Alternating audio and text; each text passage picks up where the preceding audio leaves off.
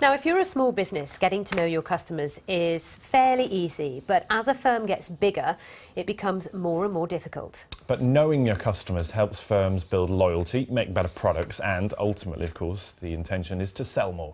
So companies are now turning to social media sites like Twitter, Facebook, Instagram, etc. to try and predict what their customers want next. And one of the tools to do that is called Enflux. It says it analyses millions of social media posts and brings together 18,000 different sources of data for its clients. Well, it's just one of the many firms that do something similar, including Simply Measured, Brandwatch and Social Bakers. And demand for those firms has soared as businesses want to find out more about their customers.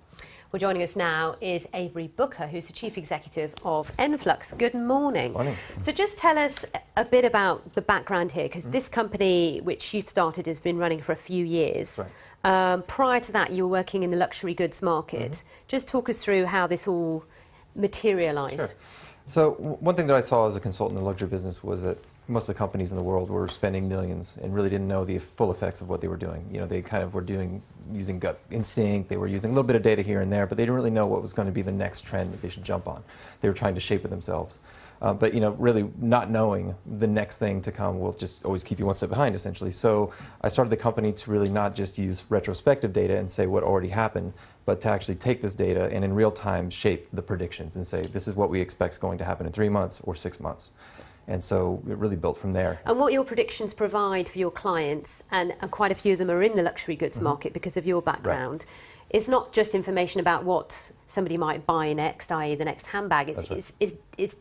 They use this data to make a decision on where the next store should be or which city they should expand in. It's quite major decisions. That's right. Yeah, I mean, we've done everything from telling a company what are the underserved markets in America, because if you're, say, a British brand and you look at the U.S. market, it's gigantic, it's huge, and you don't have the money to spend for the whole country. So we found 6, 7 underserved markets that will like your product but don't have it yet.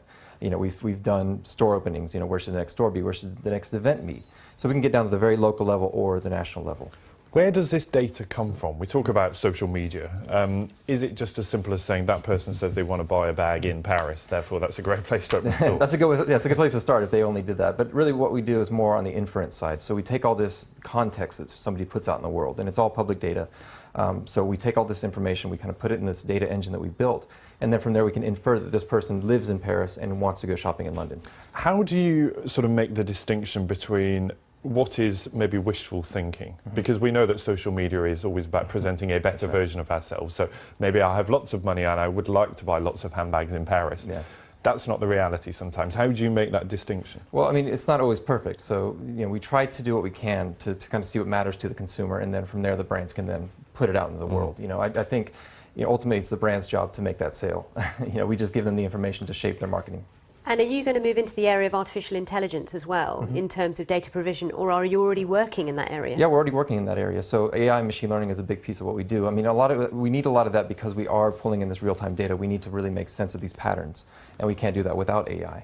We're not doing it in any way that's sort of, you know, I guess could be considered spooky. Yeah, we're not doing any of that. That worries me. Yeah. I've got one of these Spookiness things in my concern, kitchen, and I make sure she's switched off. Oh, yeah. Because from my point of view, she's listening to everything I'm saying all the time. Yeah. Well, we do a little bit of that, but not the spooky stuff. On that issue of spooky stuff, I mean, we're sort of used to firms tracking our spending habits, our behaviour, be it with loyalty cards, club cards, credit cards.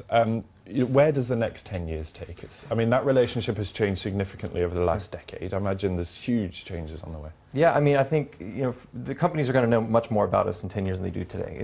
That's the spooky part, right? I mean, really what's going to happen now is, right now companies are using this data, but I think in 10 years consumers are going to use this data too.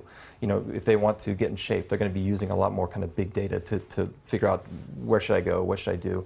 It's going to learn much more about them. So. But do you briefly have to do the same technique on your own business to make sure you're still around in 10 years? Yeah, I think we are taking a bit of our own medicine, that's true. Yeah, because there's a lot of companies like you that offer, you know, big names like Burberry, the same sort of service. Yeah, I think the services are all a bit different. You know, a lot of people use, like I said, the retrospective data to shape today, but we use today's data to shape what we expect to happen tomorrow, and that's a much more difficult proposition.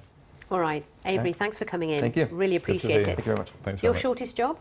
I painted fences for a week in Texas in the summertime. That's That must have been That was a rough one, though. sunscream. Cut that off. Yeah, it was pretty warm. That sounds pretty rough to me. Thank you.